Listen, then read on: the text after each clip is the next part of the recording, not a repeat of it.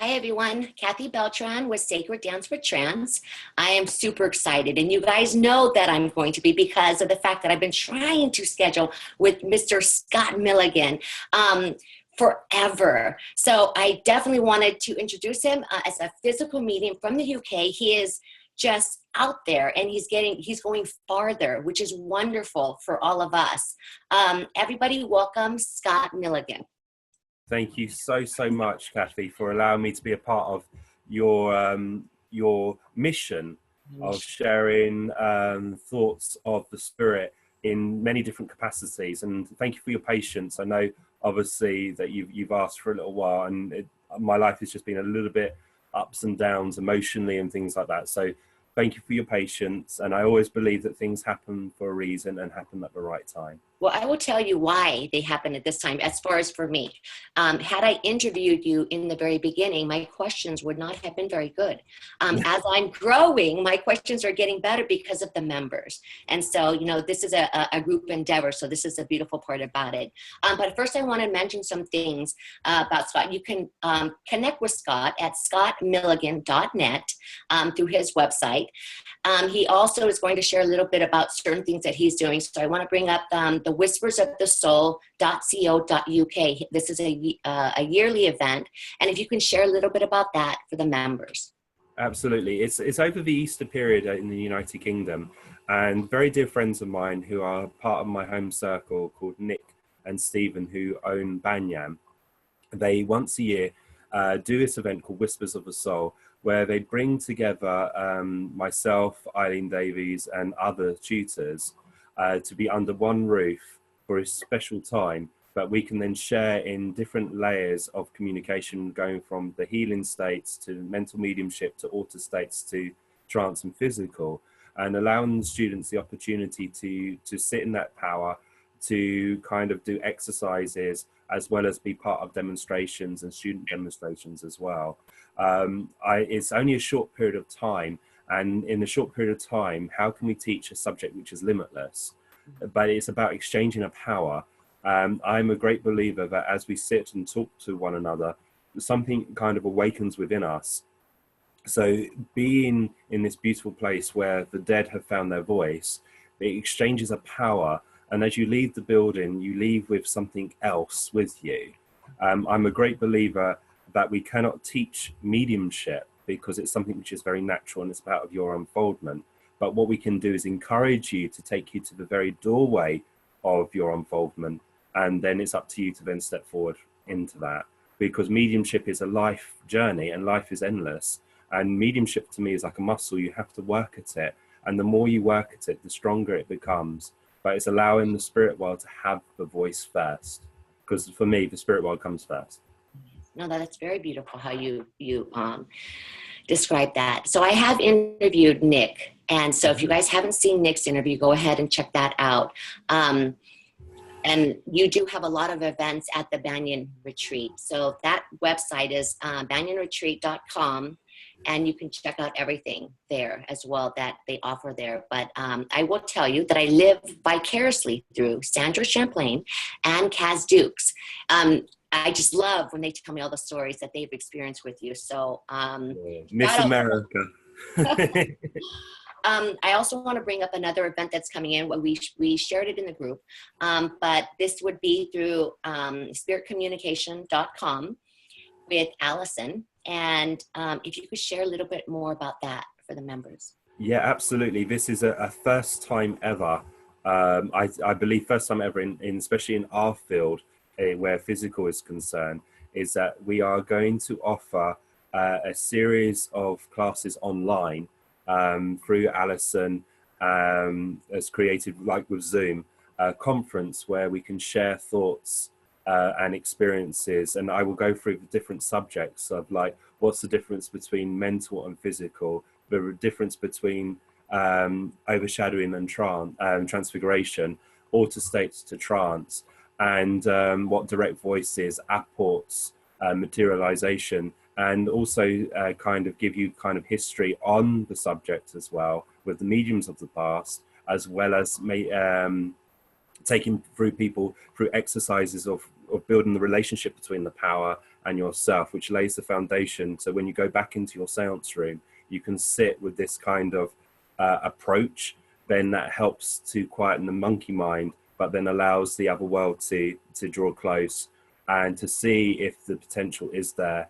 And also lay the foundation of your circle, because so many people ask me, and we get so many comments coming in saying, how do we develop, you know, how do we set up a circle? How is the seance room should be set out? And I thought with Alison's knowledge, we've come together to see if we can then put that across. It's going to be over 7 sessions, but the first session is free.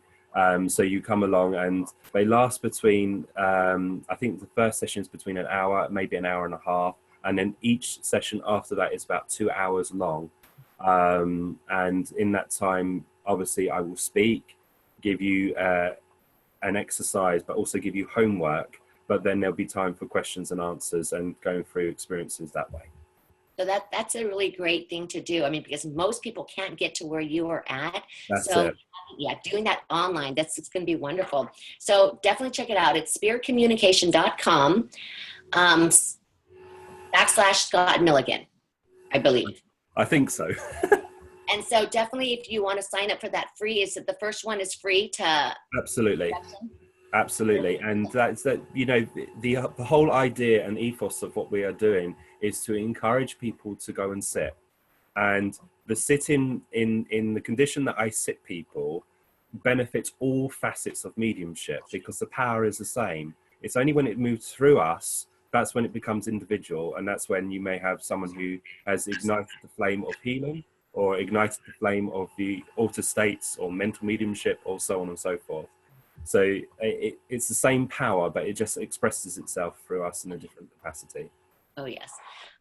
So there's 2 last things. First, I know that you're also going to be participating, and this is a tongue twister for me, the Afterlife Institute Symposium this year in the States.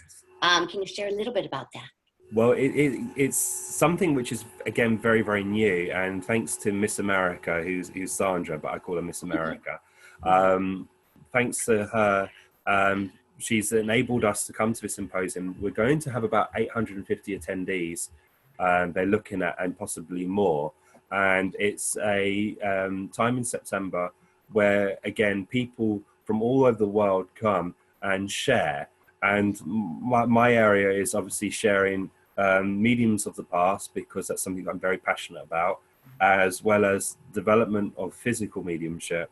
And I also am doing a trance demonstration, which is questions and answers for the symposium, as well as there's other guest speakers that are coming along as well. Wow. Okay. So that's going to be awesome, because that's in the States here. Yes. So we'll definitely share that again within the group, and make sure all these things that we're talking about are listed underneath the interview, so you can easily connect with everything. So how I usually start these interviews is members learn by hearing your story and how everything started for you. And I usually like to go back, hey, if you want to go back to in the very beginning when you're younger, because people can relate to certain things. So Absolutely. Can you tell us how everything started for you, how you got onto the road of physical mediumship or mental mediumship, however that started for you? Okay. What I want to stress with everyone is that my unfoldment has its own peculiarities, and my peculiarities are unique to me. And like with yourself, Kathy, you'll have your own peculiarities. So try not to be a copy of someone and find it for yourself. But in my instance, we did have some kind of relationship that when I speak to other people, especially in childhood, when we are children, we have certain forms of phenomena that may have occurred. And my one was that at night time a lot, I used to see my nan, which she had been passed, and I never met her physically, but obviously within the spirit, when she used to appear to me, she used to tickle me and pull me down the bed, and I used to love it. And I used to hear noises and sounds throughout the night, and I used to have this gentleman walk up the stairs with a younger person who I now know to be Daniel, and they would stand at my door and watch me while I sleep, and it always brought me comfort. It used to make me jump a few times, I have to say, but this was normal, very normal behavior. And the real thing what kind of stuck out when things started to change for me is that when I was at school on board and in assembly, that you hear when they're talking about religion, and it kind of really bored me to hear this form of religion, that you must do this. And I always hate being told what to do. And I was looking at the person that was talking, and I was seeing the auric field around them. But again, I thought it was very natural to see the light around them. And then I would see someone else standing there. And as the person moved, this person would walk behind them. And I kind of said to my friend, you know, that person, he's got a gold robe on with red braille on, and it was an Oriental kind of thing. And they were saying, no, he hasn't. He's got a suit and tie on. I was like, no, not him, that one. And so I kind of got isolated a little bit at school. But then as I started to grow up even further, the mental mediumship wasn't as strong as the sight. I was more clairsentient, so the ability to feel. But again, I didn't know anything about what mediumship was. And I was very lucky that I got 5 numbers on the lottery. And I won, it wasn't a lot of money, but it was a lot of money to me. And I wanted to buy a computer. And I always wanted to be I was always known as having secondhand stuff. And I wanted to be the first of my group to have a brand new PlayStation. And that's all I wanted. I wanted to be the first in my group to have the PlayStation. And I went to a computer shop called Game Mania. And I remember the lady, her name was Ursula. And she, as I went in there, and they knew that I had won some money. And I said, right, I want this, this, this, and this. And she said, don't waste your money here. Go next door and have a reading. And I said, no, I want a PlayStation. Thank you very much. And I honestly thought it was a marketing tool, because when you can't have something, it makes you want it more. Mm-hmm. And she said, no, it's still going to be here. You go next door. And anyway, so went next door and met a lovely lady called Sylvia Collins. And she sat there, and I thought she would have a tea towel on her hair and the big earrings and the big crystal ball. I was right about the crystal ball, but nothing else. And she was very normal, very natural. And she started to tell me stuff about my life, and only I knew. But again, I thought, well, I'm from a small town. She must have heard. It was a con. She was after my money. So I paid her for £20 and off I went. And as I left, I knew that I needed to listen. I couldn't explain it. I couldn't do anything about it. But I noticed when she was reading, I was seeing this light again around her. So something was occurring. And then I got a call from a lady called Brenda Sheridan. And she said, are you Scott Milligan? So I said, yes. And she said to me that there was a physical seance held, and my details had been given, and I needed to go and see a gentleman called John Austin. And as she said that, I put down the phone, because I thought crazy, as you do. And then the phone rang back, and she said, no, I'm sorry, I believe we got cut off. I must insist, blah, blah, blah. Again, this voice inside me told me I had to listen, and I don't know why. So I thought, bite the bullet. I went along to see John and met him, very lovely, very old, typical granddad kind of person. He said, oh, you're Scott Milligan. I said, yes, you must be John. He said, I've heard a lot about you. I said, who by? And he said, my wife. And I said, well, I would like to meet your wife. And he said, you will. And we sat there, and Brenda was over to one side, John was opposite. And he said, I understand you've been getting peculiarities at night. And I said, yes, that's right. And he said, you've been getting this, this, this, and this. And I said, yes, again, that's right. I said, how do you know? He said, my wife told me. So I was like, who is this wife? And then she said, John said, I tell you what, let's do the Ouija board. And the moment he said that, I was like, no, I'm not touching it. No, thank you. That's it, game over. And he said to me, do you think this board would hurt you? And I said, yes. And he picked the board up and hit me with it. And he went like that. I went, oh, goodness.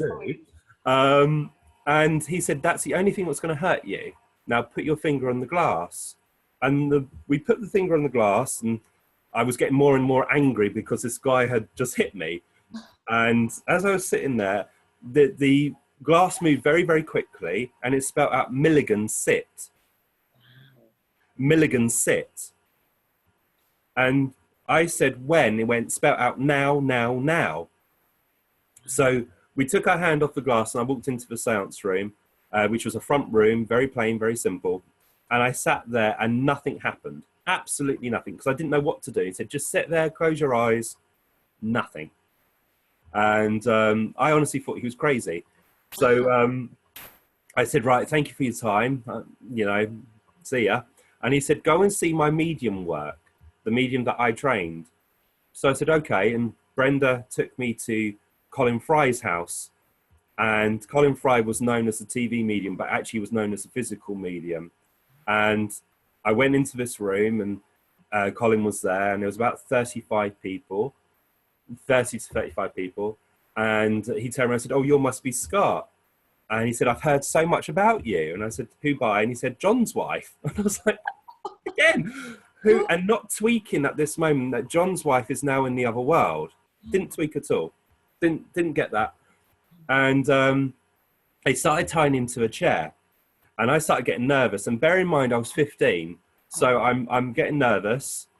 And the lady next to me called Marlene and another lady here called Joan. And they said, oh, you're Scott. And I said, yeah. And he said, we've heard a lot about you. I said, don't tell me John's wife. And he went, yes. And I was like, okay, fine.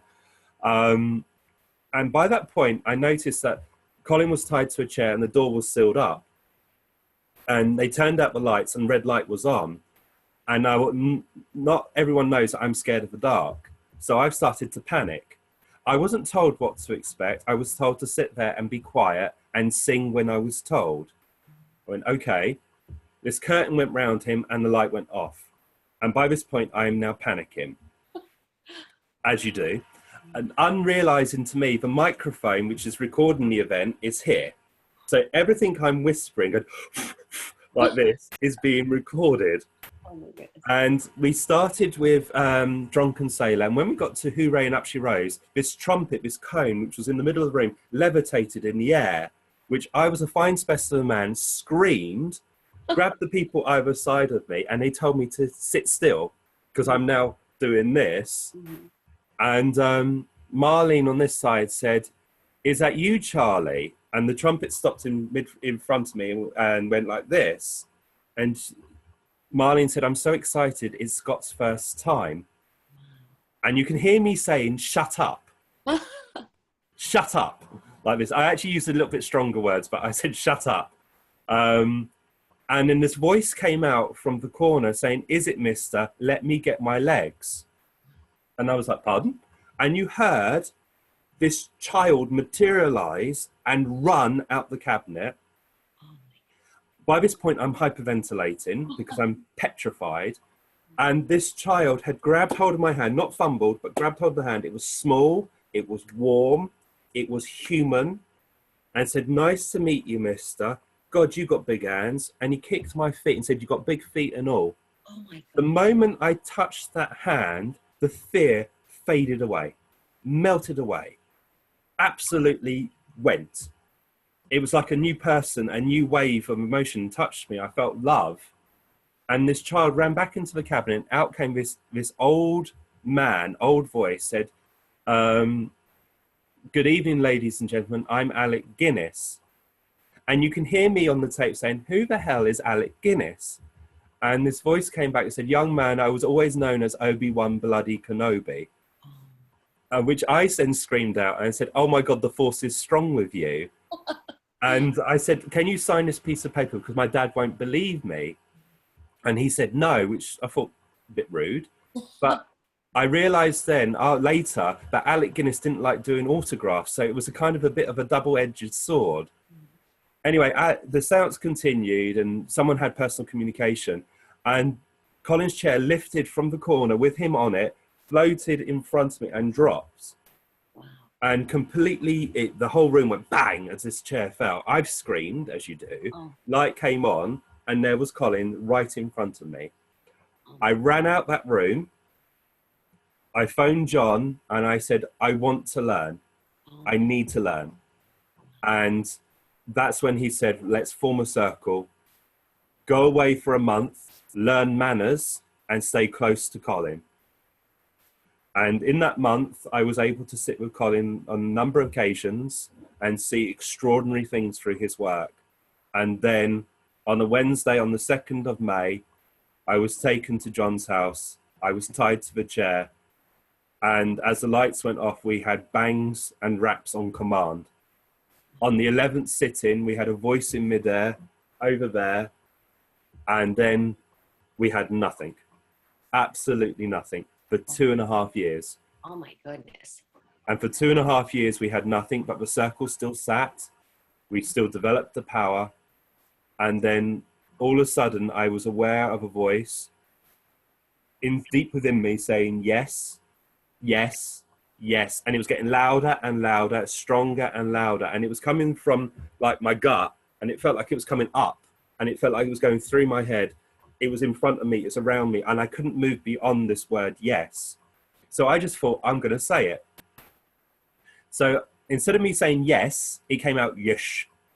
And I thought, no, yes. And it came out yish, yish. And the voice started to change. I started to go, oh my God, oh my God, but still trying to say yish. Am I having a stroke? Because it wasn't coming out right. And I felt different. And John called me back and said, right, thank you, my friend. May your God be with you. Scott, come back. And literally, as he said that, I felt myself coming back to normal consciousness, if that makes sense. And I said to John, why did you stop me? And he said, you can have too much of a good thing.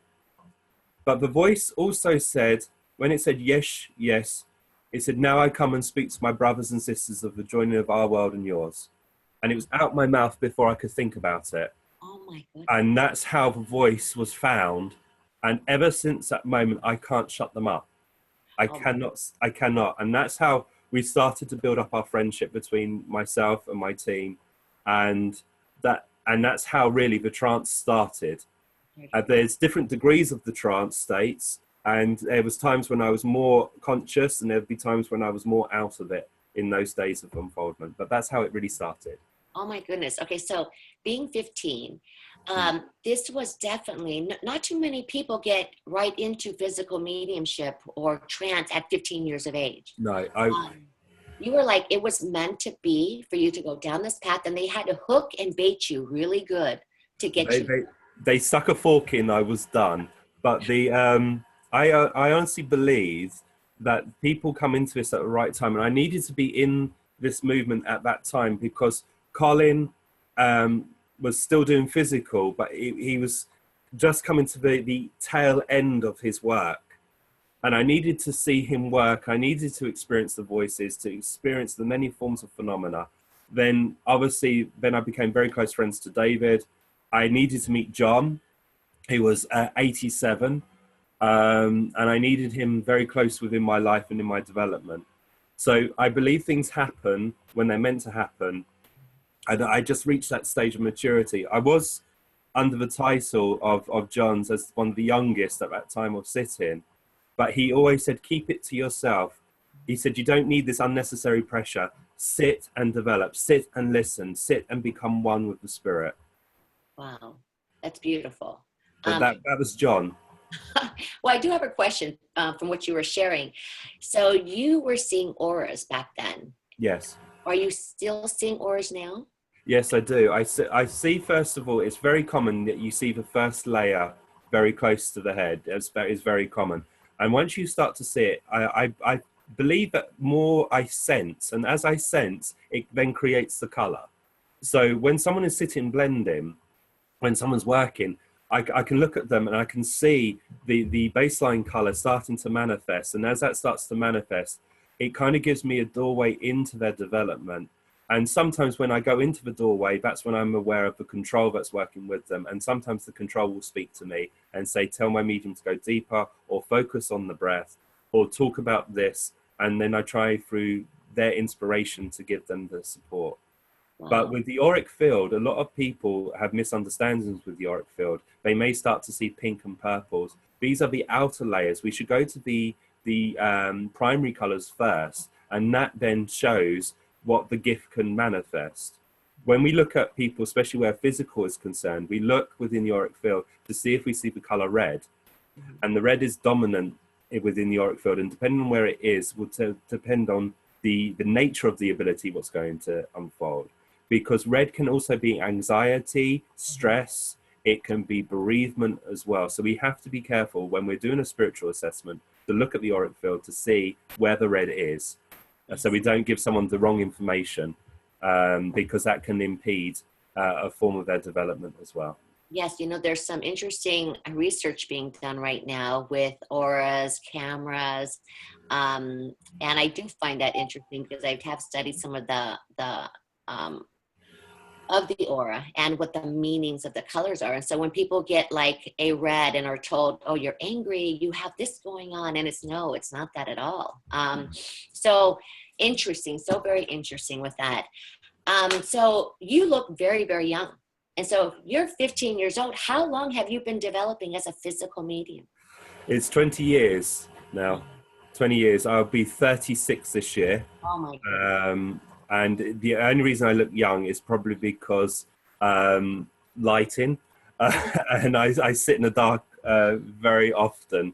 That is kind of you. I've probably got some good genes somewhere, probably from my mum and dad. Oh my goodness. Yes, you do. Yes, you do. Okay, so we know physical mediumship was your first really true introduction into this. Question here. As you know, most of my questions come from the members. Yeah. As a physical medium, can you explain the mechanics of physical mediumship as you understand it? And to your guides, you know, now that you're at this level of development, are they coming in, giving you more about what's going on? Yeah, absolutely. We use the word mechanic. We use knowing the techniques and things like that.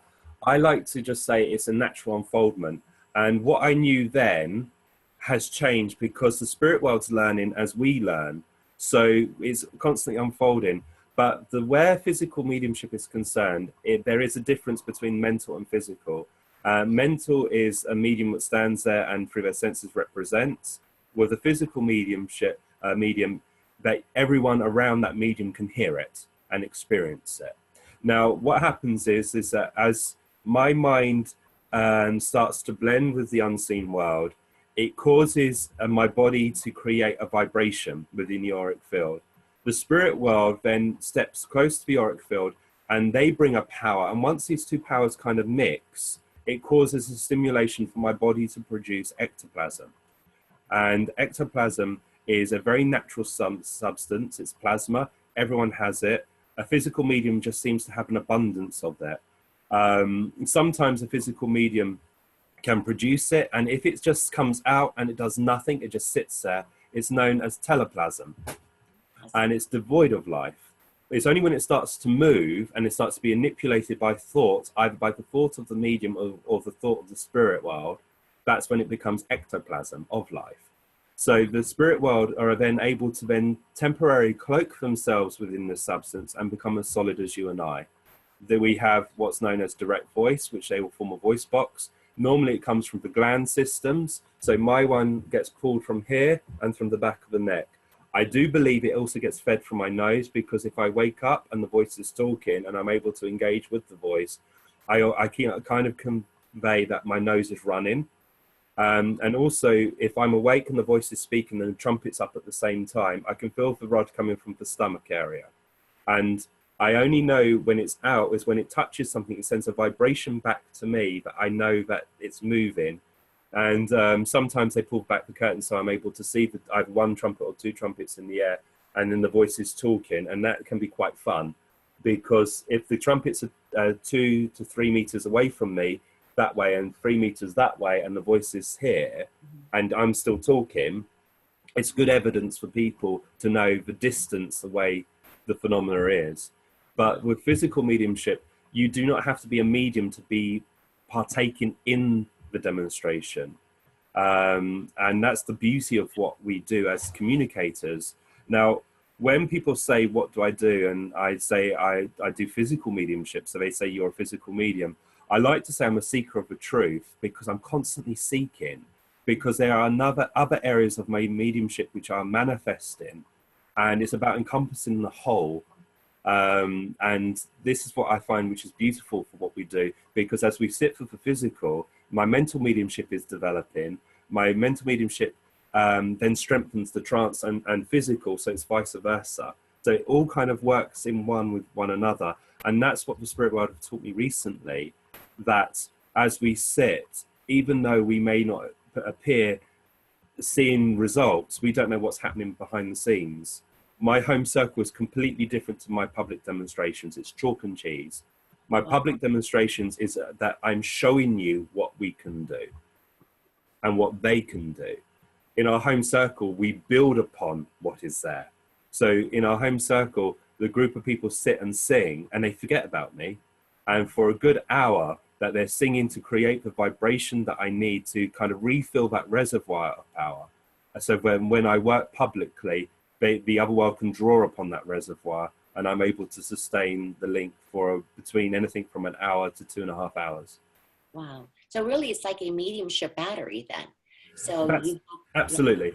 Absolutely. And what the great thing about sitting in circle is that even though you're focusing on the physical medium to develop, each circle member is developing at the same time, because they are giving themselves. So psychically, they're getting pulled on, so that the other world are then having to change their body, their power, so that the sitters will inwardly develop as the medium develops. That's actually beautiful, because then people that are sitting there supporting, they're actually getting benefit as well for their... Absolutely. Absolutely. Don't ever try and be the medium, try and be the sitter, because the sitter gets to support and be a part of it, but also get to see the results of it, gets to see the phenomena, the unfoldment, as the physical medium just falls asleep and drifts away. So I knew with Colin, all his circle members were highly clairvoyant and clairaudient, but it developed as sitting in the dark, sitting and just being aware of the presence and atmosphere. To develop a physical medium, I was always told by Tom Harrison, whose son, his mother was Minnie Harrison, who was an incredible physical medium, and John Austin, who was a direct voice medium, but gave it up to develop Colin and myself. They said, sit at the same time, same place, same people, and harmony.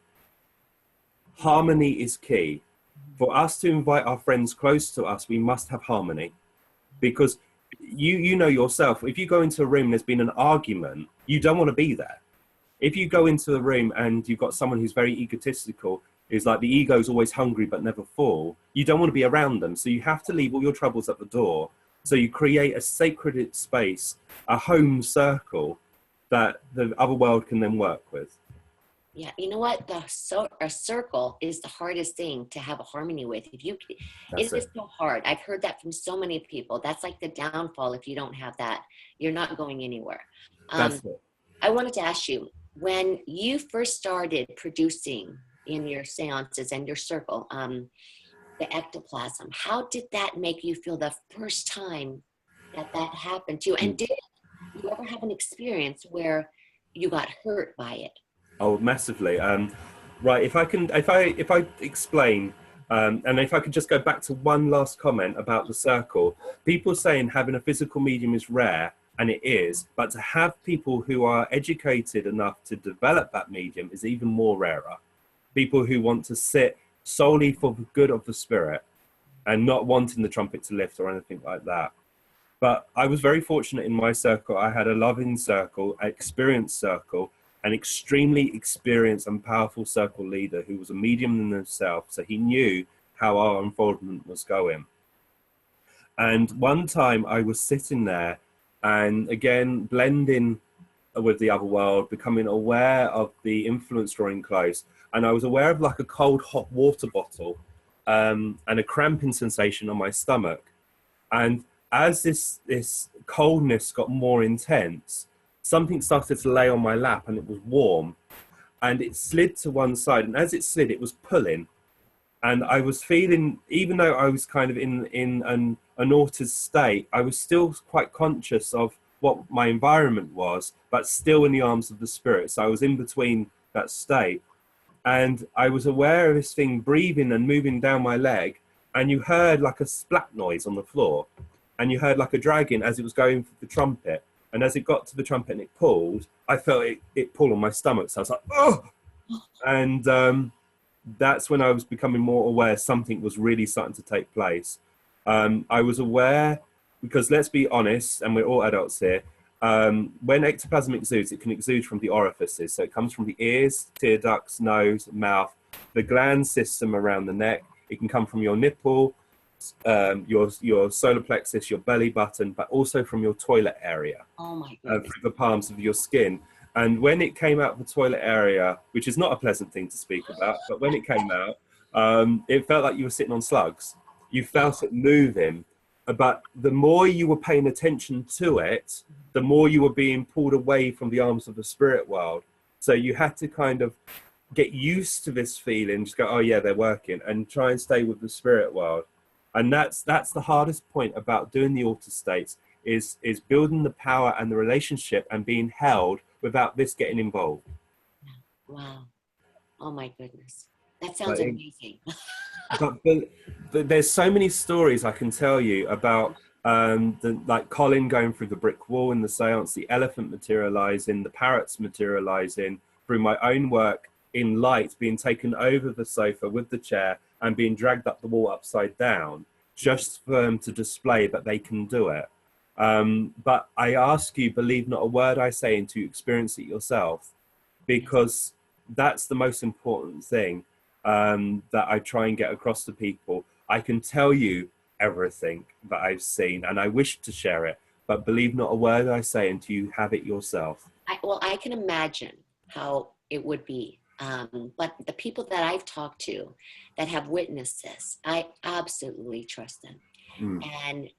And I've listened to so many of your interviews sharing these beautiful stories. And that's why one of the things before we started this recording was, are you going to write a book? Because you have so many beautiful stories, so many things like that, that I'm sure this book will just be going off the shelves.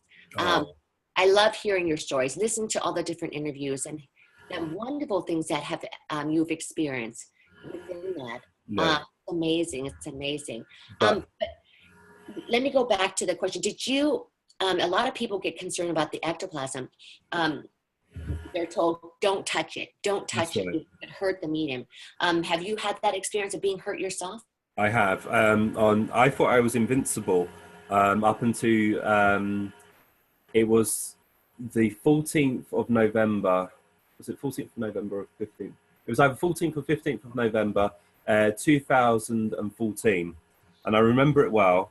But just prior to that, in my home circle, we had just finished the chair. At the end of the circle, the chair will always lift and turn.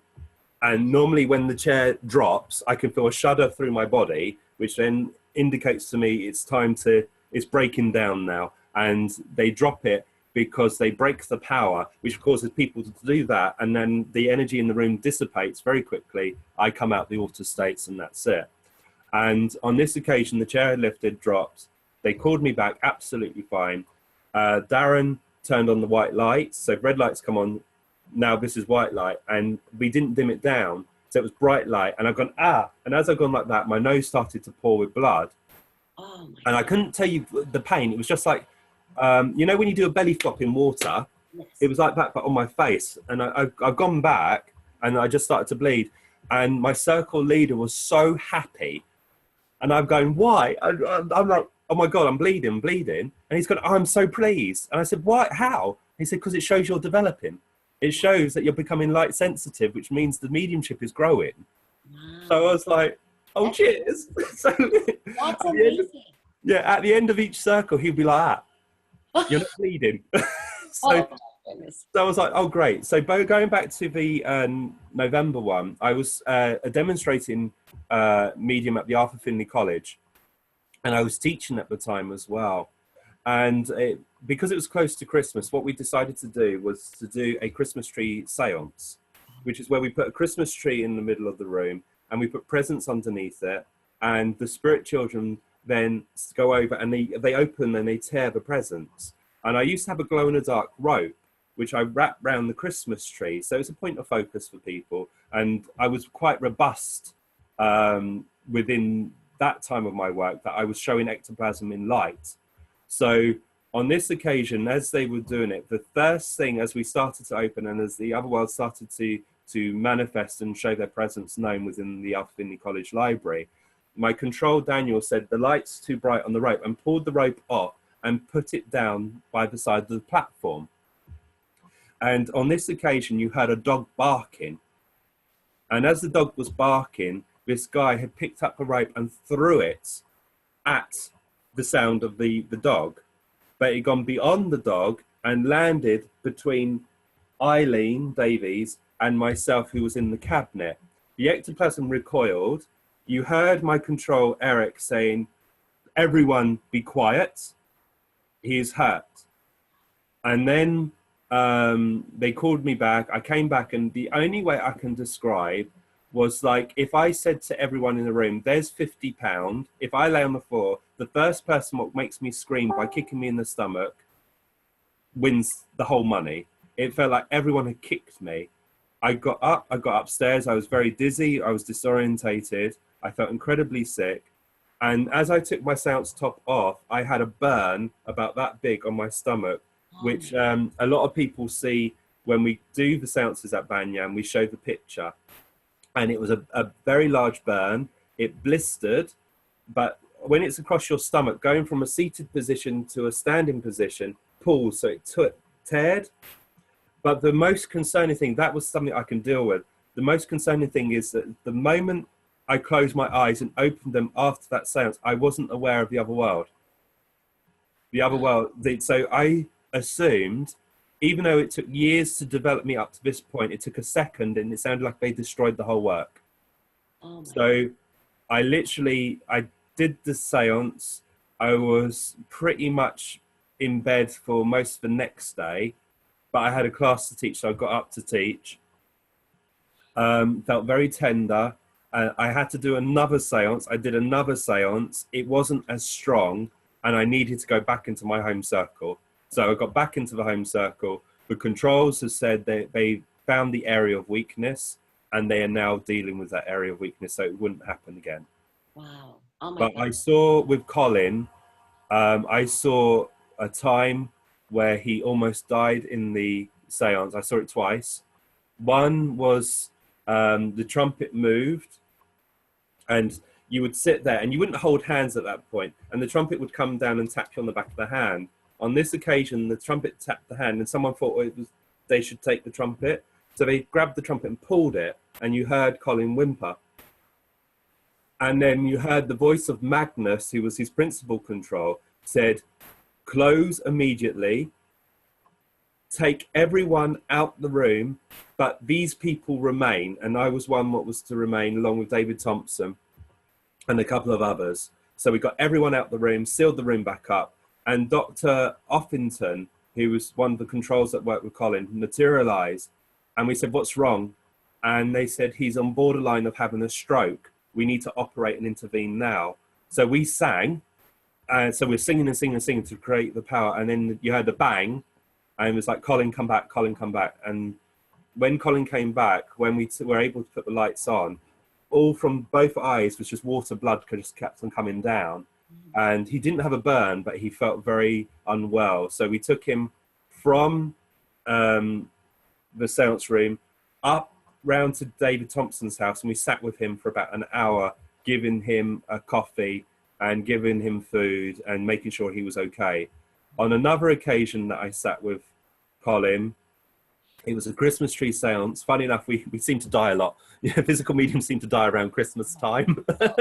So even though the Christmas tree seances are amazing, but it's at the most risk for the medium. And what happened on this occasion, we are allowed to take alcohol into the seance room and give it to the spirit people. And in those days, I took in a bottle of Stone's ginger wine, and that was for Magnus. For Charlie Carter, I brought him in the sheriff's outfit. And Dolly, the drag queen, I brought in the tiara, so they can keep it within their consciousness.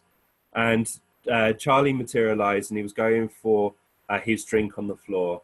And as he got down and underneath the tree, he said, "I've never seen this before." And he picked it up and he tore the paper. And as he tore it, he pressed it. And it was a toy mobile phone. Mm-hmm. And it lit up. and I saw this child's face dissolve like a balloon. It kind of caved in. He screamed, and you heard Colin whimper. And the voice came out and said, "Close immediately, he's hurt." And the phone had dropped to the floor, and a lady called Pat had tried to grab the phone and hide the light. So she's trying to hide it up her top, obviously pressing more buttons, which is causing more light. And Charlie's scream turned to whimper, and Colin's whimper turned to a scream. And when the lights came on, the cabinet curtains were wrapped round him. John had run to the door to get the ice and the cling film, because we were always told to treat the burns like a normal burn. So he got to the door ready to get that. We were going to phone the doctors because we didn't know, because it was a lot of light, so we knew there was going to be damage. And the curtains were wrapped around him. And as we pulled the curtains away from him, he's saying, "Don't touch me." And he was wearing a cardigan very similar to this, but cream. And we were able to release him from the binds. And as he took off the cardigan, the skin came off with it. And he had a burn about that much on his stomach, and it had blistered. But the burn, instead of it coming outwards, it burnt inwards. So it was like a concave in. And his partner, Chris, at the time came down and was shouting at all of us, saying that we pretty much killed his partner. And we were prepared to lose him that night, but thankfully he didn't. And we asked Dolly at another seance and said, how bad is the burn? And the voice said, if we wanted to get him back to how he was prior to the incident, we would have to sit for 2 years, and he wasn't allowed to do any public demonstrations. And when you are working as a physical medium and as a medium, this is your bread and butter. So you have to work. And so his physical started to weaken, but that's when he signed the contract for IBM for the TV work. Wow. And that's when the TV work took over. You know, so, I guess with the seances, you do have to have strict rules in place, because that is really scary, you know. Wow. This is throughout history. You know, throughout history, mediums of the past were burnt. Leslie Flint was burnt. Alec Harris was hurt. Helen Duncan was hurt. Jack Webber was hurt. Estelle Roberts was hurt. Gordon was burnt on several occasions. So it is a reaction to this power. But anything can hurt you. Anything in this world can hurt you. This computer can hurt you. The glass can hurt you. As long as you use it with integrity and understanding and respect it. And this is why I always say, when you're going into a seance room, I say, you never walk into a synagogue eating a bacon sandwich. So please don't come into the seance room and say, I want this, I want that. We sit the seance room in a certain way because we know this is going to be the best results, but also the safety and the integrity of not only of the mediumship, but of my life as well. And so when we sit with other people, we ask you, just for an hour to 2 hours, let's put to one side and just sit in this environment, and it will take you from believing to knowing. Now, I spoke about the bad side about physical, but I can speak, that's only a small part to the great things of what we have seen with loved ones walking out, children going out and embracing their parents, hearing the voices of the so-called dead coming back. That is incredible. It sounds amazing. And that would be, just amazing to hear that, you know. I'm glad you brought up the Christmas tree seances, but I think it was very important that you expanded on this ectoplasm and not being touched and what could happen. So that's really good. I don't think a lot of my interviews have went into that area at all. We always say, let the spirit world touch you, don't touch back unless invited. In Collins, we were allowed to put our hands up, and the faces would form, and they would press their face into your hand. Now, Colin had long hair, and a lot of times the forms would have short hair. If it was a man with a beard, you would feel the beard. You would feel the features. The nose would stick, nose and ears would stick out in different ways, which were different to Colin's. So on command of the spirit world say touch, you're allowed to put your hands up, and then they press themselves into it, and you could feel a different person there. It sounds amazing. I can't believe, of all the things that you've witnessed, that's why I can't wait for your book, because I have to watch all these different interviews to hear your stories. So, I cannot wait until that comes out. A lot of the members, they always ask this question. When you sit in the power, when you started that, how did you feel How did you do that?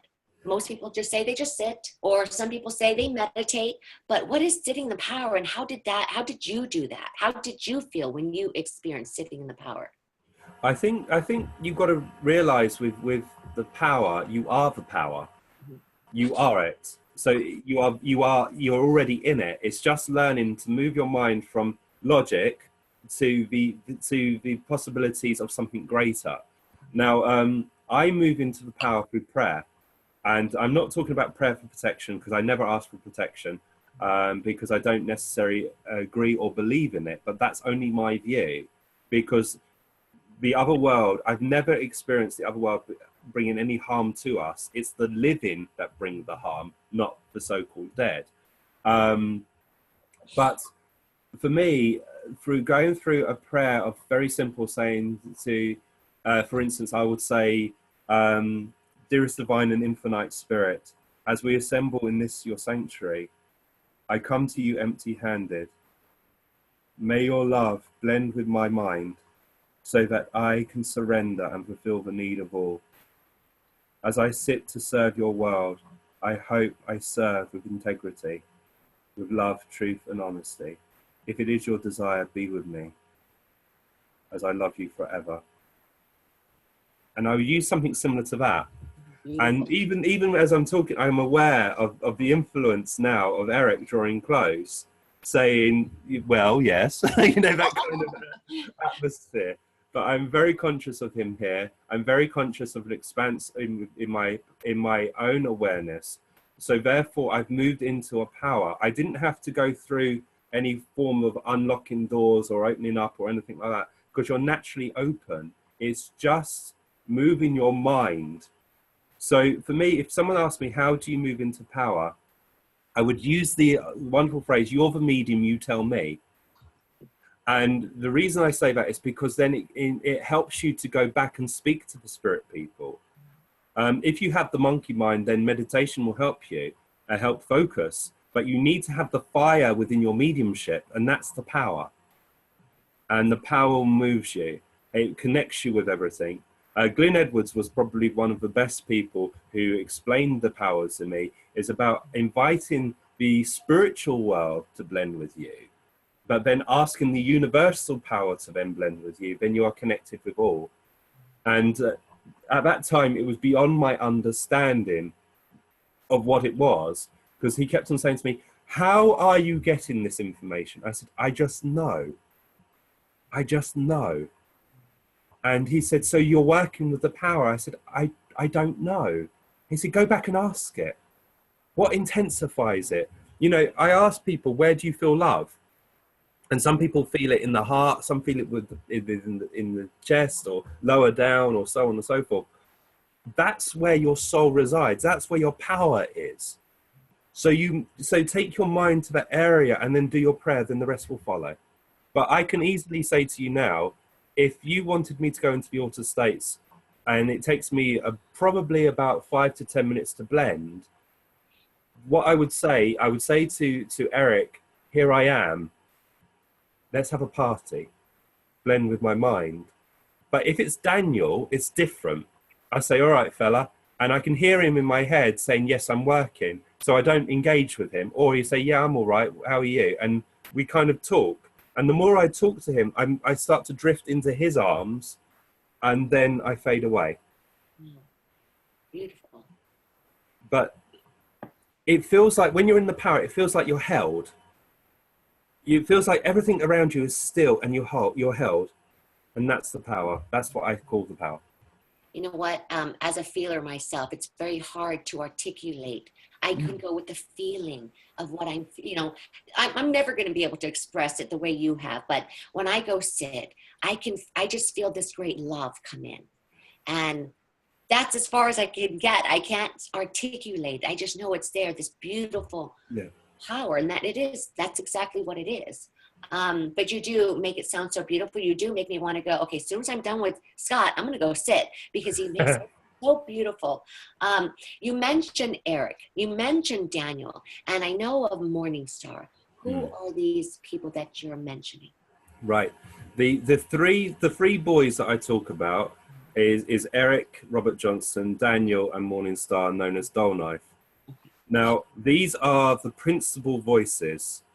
They are not my guides, they're my workers. My guide is someone who I'm aware of a power, and I got a sneaky feeling it's an Oriental person, but I haven't got into that node of knowing them yet. I know my workers, and these three people are the integral parts of the core of the demonstrations. Daniel controls the phenomena he brings through the loved ones. Eric brings the philosophy and works with me when I'm teaching. Morningstar is the power. And Morningstar prophesizes for the year ahead. So he comes through at Peace Festival and gives us wisdom for the year ahead. The outer rings are Elizabeth, Francis, Dina, Lao Sipong. We got this girl, I think she's given the name, but I haven't been told the name, but we call her Princess. Well, Daniel calls her Scruffy and Scruffbag, but the sisters call her Princess. They're like brothers and sisters, and they kind of fight, especially if they got the trumpets. If there's two trumpets, I'll say, Daniel, which one's you? And he would do this. And I say, right, Princess, which one's you? That one. And she'll be higher. And I say, Daniel, she's higher than you. And then the trumpet will knock into it. And they kind of fight. And I'm like, stop and behave. And it's like I'm parent. And normally the trumpets will turn and then fly into the cabinet, hit me, and then fly back out. Oh my goodness. But they're fun. They're fun. They're really, really lovely. So we have this outer rings, but then there are many other layers beyond that. When we speak to the spirit world, we get told that our seance room is like an amphitheater. So we're in the middle, and then there's just rows and layers and layers and layers and layers and layers. And each time we sit, more people join. And any person that's developing can have an army of people behind them. Many hundreds and thousands of people will work with you.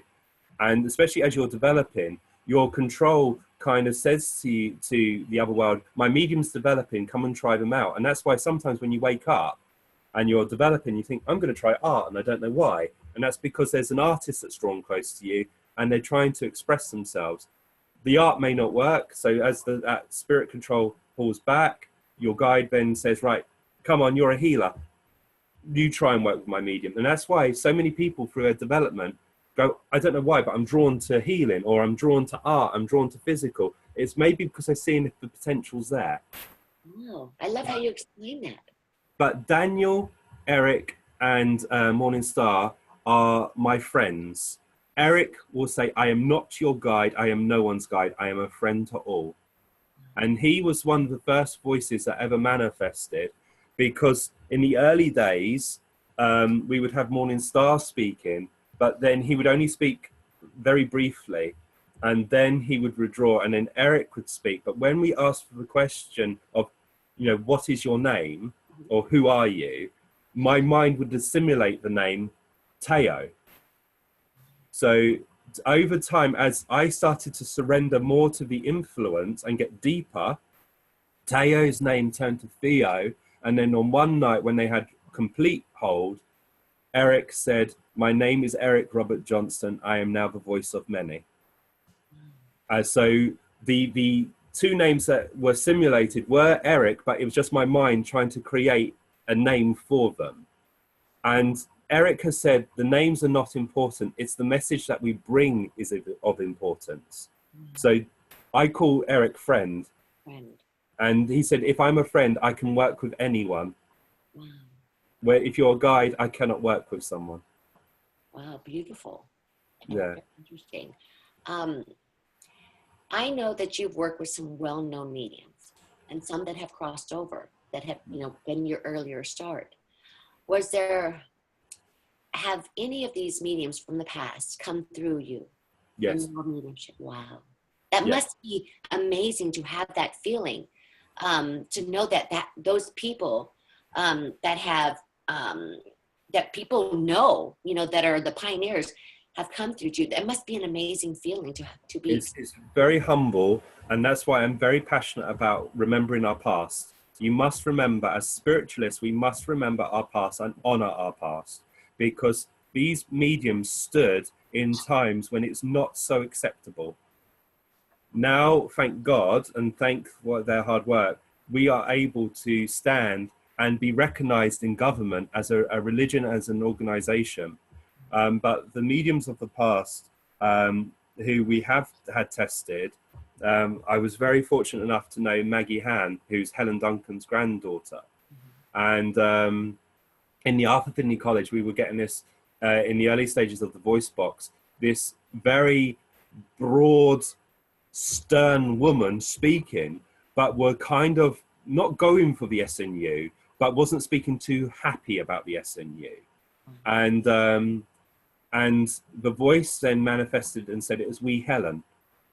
Wow. And over probing and carrying on, it revealed to be Helen Duncan. And Maggie came to our home circle and sat, and Helen spoke to her and gave her sufficient happiness for her to say, "This is my gran." My circle leader knew Leslie Flint extremely well. And this is the funny bit. Where I live 5 minutes from Colin. Mm-hmm.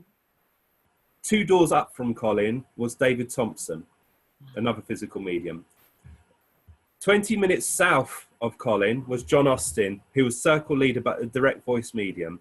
4 streets across from John was Leslie Flint.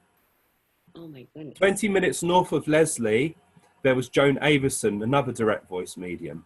So we all kind of had this support network. So John knew Leslie, and Leslie selfishly passed to the higher side of life in 1994 before I came into the movement. So I wasn't lucky enough to meet him. But there was a voice that kept on coming through going, "Hello, Lovey, hello, Lovey." And my circle leader kind of responded back. And my circle leader said, "If this is you, what was your nickname?" And straight away the voice changed, and it was a gentleman called Bram, who was Leslie's partner. And he said, don't think for 1 minute I'm going to let Daddy have all the fun. And Daddy was the nickname for Leslie. Wow. So as that started to then, Leslie started to come through, and Leslie is actually quite one of my favorites because he's so funny, because he's like the most unassuming character. And he kind of says, look, I did all the testing. I went through all the hoops, and I was the most tested medium. I did it so other mediums didn't have to be tested. Try and test the spirits. And Leslie said, after 60 years of being an ambassador of the spirit, when I died, I thought I was having a rest. And then Estelle came to me and said, Leslie, we need you. So they now can do seances over in the other world. So really that poses the question, is our mediumship supposed to benefit us here and now? Or are we training for the mediumship in the spirit world to attain the higher knowledge to then bring it back down through the layers? Very interesting. And I have heard that when you have a seance here, the spirit world is having the same one on the other side to connect with you. Yeah, we've been told by the spirit people there is a gathering of souls of about 35, 40 mediums who were influential within communication, and they sit and they create a harmony to help people who are sitting to develop. So this power is being created with the cooperation of our side of life with them, hopefully that their presence is known and we can take that sting out of death. Very interesting. And this is what is interesting to me when I hear from people in their circles, as they're starting their circles or have been for some time, they're getting visits by different pioneer mediums. Just they feel them, they see them or whatever, but just for a short time. And then they go away and then somebody else might come in, the next time. So it's very interesting. I'm glad that you shared that bit about what they are doing on that side, especially when they cross over. And definitely no rest, obviously, if that's what's going to happen. So very interesting. Okay, so as you were developing, and I know I'm always going to bring you back to when you were just, beginning, did you, in order to get rid of the monkey mind or to go deeper into a deeper state, did you ever use music, breathing techniques, or mantras to help you? Yeah, I use music. Music is important. I'm a music medium. But when I listen to music, I don't necessarily listen to the lyrics. I listen to the beats behind it. So, because as we're going into an altered state, our sensitivity of our hearing heightens, and you hear even the breath of the singer breathing in and out, and that becomes a distraction. Now, I got very upset one time with the spirit world because David Thompson was a deep trance medium, Colin was a deep trance medium, Stuart was a deep trance medium, Joan was on her way of being a deep trance medium. And I said, why are they sit there, they close their eyes and it just, and that's it. And I said, I'm having to go through, and this is hard work. And the spirit voice came back and said, we need you to understand and appreciate the many layers of consciousness so that you are able to share the wisdom and teach those who are seeking the truth. So you will have empathy as they move their mind. So when people come up to me and say, do you know, I'm sitting and I'm getting them attacked, you know, that my throat's going, I feel the room starting to spin, I can then relate to them because I've experienced it myself. And it's only now, in the last few years, if I'm doing a trance Q&A with the light on, the control will speak philosophy first so that I relax into it. And what it will sound like to me in my head, all I can hear is very muffled words. And then I start to relax in that hold. And then the voice will say, we have now sufficient hold upon his mind. Let us proceed. And then that's when people ask questions and the controls will then speak back. In the seances, I'm out of it. I'm completely out. And that's why it takes about 10 minutes of blending, because I believe for us to get into a deeper state, you must have a period of time of blending and allowing the control to get used to you as you get used to them, and the harmony to build. And then it'll be more of their mind speaking. So when I was resisting that, oh my God, why am I not going deep? Why am I not going out? I now understand, appreciate it, because I'm going through the layers so I can have empathy with someone. And that is amazing. Did you, as you were talking about the layers and blending, did your team, your guides, bring you through the layers and bring you back down and back and forth to understand the layers? I mean, I know I'm not even sure if I'm asking this right. I kind of understand. I understand. I think the spirit team allow you to become a point of focus. Now, can I just expand a little bit on this? Because I hear it a lot where when I ask people what is imprisoning them in their gift, I hear there's a lot of fear based with trance. Yes. Yeah, you know, people are saying that they're worried that someone's going to step into them, they're going to be possessed, they're going to be this, and you think, oh, and I get it, I really do. But when we're in the trance state, our soul doesn't go anywhere. Our spirit body moves to one side, which is like our etheric body, and that plays a part within the mediumship. So when you're sitting, you may get the sensation that you're leaning or you're lifting or you're being pulled down or so on. And that's because the spirit body is moving to one side. At any point, your soul does not leave. The body is the kingdom of one soul, and that is yours. And that only comes when the death comes to the physical body and the severance of the etheric cord. The spirit people have explained to me, and I explain it to you in the best way I can, trance is like falling asleep. The more your mind is busy, the less you're going to sleep. The clearer your mind, more relaxed you are, you will then drift off into that beautiful sleep. But you will also wake up from it naturally. And so you move in and move out with the breath. So when people talk about fear, in all the years of studying and all the many seances that I attended, not once did I feel fearful, besides the first time, and when Colin got hurt. But he got hurt from this world, not by them. So going through the layers, one experience that I had, which was incredibly fascinating, right? So I'm tied to a chair, curtains drawn. This is in home circle, curtains drawn across. And I closed my eyes, and straight away I opened them and the light was still on. And I looked across and I was able to see all my circle members. And I thought that was strange because the curtain was drawn. but they weren't looking at me. They were looking either directly through me or below me. And I just happened to turn. And as I turned, I saw myself sitting in the chair. Wow. And I was like, what?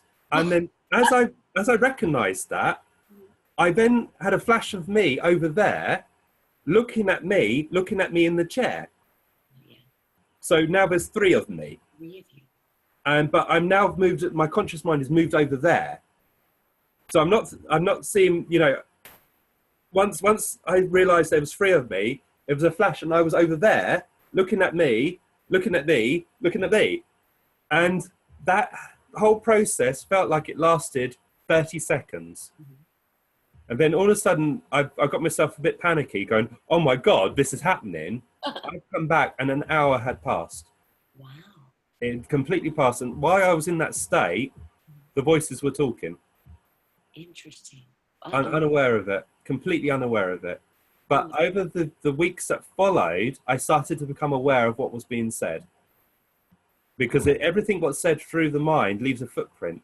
And sometimes music will spark the memory, or a conversation will spark the thoughts that were there at that time.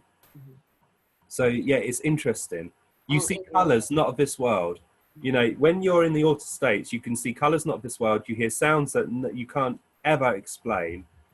And that's the kind of the reward that you work towards. So when you're sitting there, you're thinking, is it happening? Is it that? Surrender, and they'll show you so much more. That is beautiful. I mean, I'm just thinking about you seeing yourself in all these different areas. Yeah. That's amazing. But I'm glad you also brought up the fear. Fear to me was very, very important, especially in these interviews. I've had so many people that are mediums that they don't want to go into the trance area or the physical mediumship because they have that fear. So these interviews, I think, help educate and give them an understanding with this. And I think when you asked me about breathing techniques and doing things to help, I believe in the natural unfoldment. So when I hear that mediums are taking drugs or doing things to induce the trance state, that's not a natural process. The trance is a very natural and beautiful process. It's like if you looked at a flower which is closed within the bud, if you try to pull the petals to see what the bud reveals, it will just simply wither and die. The spirit world must induce the trance state through the cooperation of the mind of the medium in preparation, but it should be natural. Wow. Yeah, no, I agree. I absolutely agree. I don't think I agree with anybody taking drugs to do this at all. Apports. Yeah. I know they come through you. I know that you have these pictures of everything on your website. So definitely check out his website. What has been the most memorable or meaningful apport that has come through for you? Well, we have had probably in total 100 plus apports, and in one stage of my development, we were getting them so frequently, and they would range between 1 to 7 apports in one time, but they were of significant size. I had 2 leather-bound chairs apported at Kingswell's house in the center of a room in front of about 26 people, and they were stacked on top of each other. So that was about just shy of 6 foot by just shy of 1 meter wide, and they appeared and they were dropped in the middle of the room. We used to have flowers, coins. If coins came and were given to you, the coin date on there should have relevance to that individual. We would have jewelry, and I had a lovely apport, and it was a butterfly brooch about that big, solid silver in a Figaro style, and it was given to Eileen Davies to look after for a period of time, and the communicator that came through was known as Heather, and Heather was the wife of our honorary president of the union, which was Eric Hatton. And Eric's wife loved butterflies, and at this point we hadn't met Eric, so this was done in Scotland. We then, after the seance, we were invited to Starbridge, where Eric Hatton was the president of the church. So we travelled with this apport to show Eric. when we knocked on the door and we said hello and we did our pleasantries, we showed him the apport, and he said, my wife used to have one of those. And he said, I can't say for sure, but I'm sure that's my wife's. Oh my goodness. So every apport has meanings. There was a lovely guy, Max, from America, funny enough. He came over, and it was one of the weeks I was working at the college, and Jose Medrado, the spirit portrait artist, was there. And he was painting under the influence, and Max was trying to get his painting because they auctioned them off afterwards, and he couldn't. And I kind of felt guilty because he was such a genuinely nice guy. And as I was sitting there, and we finished demonstrating, and as during the demonstration, something was dropped and given to him, and it was a perfume bottle, an oriental perfume bottle. I don't have a picture. A lot of these I don't have pictures for anymore, but it was oriental. It was about that big, and it was given to him by the spirit world. Another apport which was significant, but not the best one, was again demonstrating at the Afterlife College. Kitty Wood, who is a wonderful tutor, she's from Holland. And just before I went to demonstrate, she said, I've never seen an apport come in red light. And before any of my demonstrations, and people will testify for this, I make sure the room is searched, I am searched, the sitters are searched, to ensure that we haven't forgotten anything. And it keeps the integrity there. On this occasion, the control, I think it was Daniel, was talking to Kitty and said, in red light, would you like to come up and stand in front of the medium? So the light came on, she saw me there, and then all of a sudden my mouth opened, and there was like it kind of inflated outwards, and out came a solid silver bracelet about that big, and it had 4 or 5 amber stones all the way through. When it landed in her hands, it was ice cold, and then it heated up. Unknown to us, it was Kitty Wood's birthday. So she got communication from her grandfather, and the stones were representing her family members. Wow. When the bracelet was shown in red light, in light after the seance, Eileen Davis ran upstairs, came back down, and said, because it was your birthday, I had this wrapped up. She opened it up, and it was the pendant to go with the bracelet. Oh my So goodness, the goosebumps. So that was a double-ended apport kind of evidence. There was more. There was a gentleman at Banyam. I was running late, so I couldn't, I wasn't there prior to the seance. So literally I walked in, tied down, straight away worked. And at that point, we were getting so much jewelry through apports. We told people to take the jewelry off, so it shows that no one's thrown it on the floor, because we had a 24 karat gold cross and chain apported into a seance room. And when the light came on, the lady said, oh, that's mine. I was wearing it when I came in. So we couldn't fight it to say it wasn't, or it was. So take all your jewelry. And on this occasion, this gentleman had communication, and he was a police officer from America who shot dead a guy who pulled a gun out. And he said, because I took a life, the spirit world won't love me. And the spirit people produced a pendant, which was silver, about that big. It was a shield, and it had a bear's head on it with 2 turquoise stones with 3 feathers hanging off of it. So in total, it was about that big, but the disc was about that big. When it was placed on him, the light came up, his wife left the room, came back in with her pendant, and it was the female version to that. Oh my goodness. And they said they got married, but they didn't have wedding rings, they were getting pendants. And in America, this was the pendant what was given by the gentleman to his wife, but they couldn't find a male version of it. So they had to wait a couple of years, and it was produced by the spirit world. Wow. But the wooden-headed bust was my most memorable one. It was just as I said to the Afterlife College that I wasn't going to sit in the conditions that they wanted me to sit in. So I was feeling quite low. And the spirit people in circle, we were sitting there singing. There was a massive thump, and we thought one of the sitters had fallen off the chair. And then there was another thump. And then when the light came on, there was solid silver nutcrackers, which was given to Christine Morgan and from Australia, and this wooden bus. And this wooden bus was given to us by the spirit world, and we were told there was a sister to it. A lady then attended the seance about a year later, and she missed her train, so she was coming. So we said, well, why don't you stay at our house, and we will then take you to the airport the following day. As she walked in, the airport was sitting on our sideboard. Oh. And as she came in, she went, "Oh my God, I used to have one of those, and I got the other one to go with it, which is a woman." So I was like, so Daniel either stole it from somewhere. Oh So my goodness. Funny. That is so funny. But amazing to have that validation and connection with that. Okay, I want to ask you this. Knowing that, you know, you told me the stories about your ectoplasm and how you might have gotten hurt or how you got hurt and other people have gotten hurt. How does your family feel with you doing this, with the potential of being hurt? I never told them. I never told them. I never told them until recently, when I thought, as a spiritualist, we're denying the power by, when people asked me what I didn't tell them.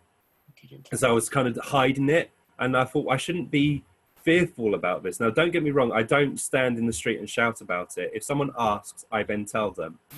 You know, as a spiritualist, I can take my shoes off and walk into any church, any temple, any synagogue and breathe in the atmosphere. But that church may not do the same for us. And their religions have to stand and shout. And we are quiet. So I told my mum, and my mum thought it was interesting. My dad was like... He's a builder, plumber, proper man's man. He was like, yeah, right. My sister was, yeah, okay. And then one time I was asked to do a charity event to do mental mediumship. But in those days, I was a psychic artist. And I used to draw the pictures while the medium was working. And then I would link in and give out my information. And my mum and my sisters came to that demonstration. And it moved them from believing to knowing that something was in it. And then just recently my mum started to sit in seances. My dad never sat with me, unfortunately, but he now comes in with the demonstrations from the spirit world. But funny enough, just to make you laugh, my dad used to say to his builder mates, "Go on, tell them what you do." And I would be like, no, just leave it. They said, "No, go on, you'll love this," he used to say to his builders. And so I told them once, and I kind of got the mickey taken out of me. And I said to my dad, "Don't ever do that to me again." Oh my goodness. So the next time we were in front of his builders, my dad went, "Go on, tell them what you do." And I said, "Don't." And he said, "No, go on, tell them." So I said, "Okay, I'm a condom tester." Oh my goodness. And my dad went, "What?" And I said, "I told you not to push." I said, "Sorry, lads, it's a very tricky thing. But that's what I do for a living." And I walked off and I said to my dad, "If you ever do that to me again, I will embarrass you." Oh my goodness. Oh my goodness. I can't imagine that. I can't imagine. You know what? That's so beautiful though, that with your family, your mom is now sitting. Yeah. Oh my God. And your father coming through now. Yeah. My father passed on the 15th of May, 2016, and I had to do a seance. So that was on the Sunday. I had to do a seance on the Friday because we had people flying in from different places. So I had to do it. I didn't want to do it, but I had to do it. And as I went off, the voice came out of the cabinet very, very quickly and stood in front of Debbie, who's from America, who sits with me as well, and screamed in her face, "I am not dead. I am not dead." And then went to Eileen Davies and said, "I am not dead. I am not dead." But also it sounded like, "Dad, I'm not dead," as well. So I couldn't hear that because I was out of it, and the spirit world had to work incredibly hard that night to get me out the way because I was too emotional. And when I woke up to speak to Daniel during the seance, I burst out crying, and then the other world had to then induce the trance very, very quickly, or the seance would have ended very, very quickly. Wow. But yes, I know he's there, but as a medium, even though we know what we know, we still miss that physical touch and that physical presence there. And that's why our work is so important for any medium to really look at themselves and ask them why they're doing it. Is it to be a star, but all stars fade and turn to dust? Or is it to build someone who's been devastated by death, to get a mum and dad up in the morning who felt that pinch and give them a little bit of oxygen to say, actually, death is a lie. They're there. They're just in a land where one day you will visit them and you will stay. And the spirit people have said, sorry, Kathy, for this. The spirit people have said to me and said in the trance state on many occasions, the difference between your world and ours, in your world, people leave you. In our world, people join you. Wow, that's beautiful. And I'm like, okay, so it doesn't help, but it gives a bit of philosophy. Yeah. So, yeah. I agree. And you know what? Even if you're sitting, whether that is for your mental mediumship, trance or physical, whatever it is, aligning to the reason why you're doing it, having that passion, that sacredness to serve. Because the moment you start doing just to do it and you've lost that passion or the reason why, then you need to step away because you have to be there and it has to be sacred. That's how I feel. So you gave me the goosebumps when you told me that. So I have a few more questions left for you. Go for it. What has been the biggest mistake you have made in your development? Going out publicly too soon. I should never have opened up the door to the public. I should have remained quiet and still and allowed mediumship to develop even further, then take it out publicly. But the subject of physical mediumship was dying, and David Thompson had moved to Australia. Colin had come into the end of his time with us and with physical, and Joan Avison had passed. Stuart was up north and he was retiring, and the flame of physical was really starting to burn out. And so I kind of put myself out there to try and encourage people to sit and keep the flame burning.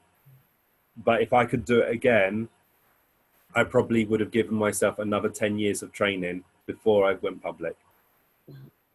Well, you know, as much as I'd like that, but I will tell you, to me, I feel that there was a reason why you went out. And I do feel that,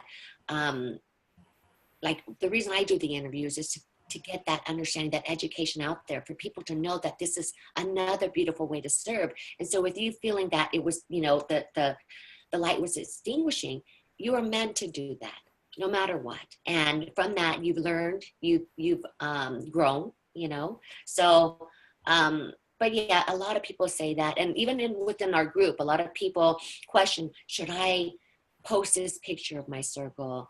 And we do encourage it, but we also know that we're in a group and we're there to support each other.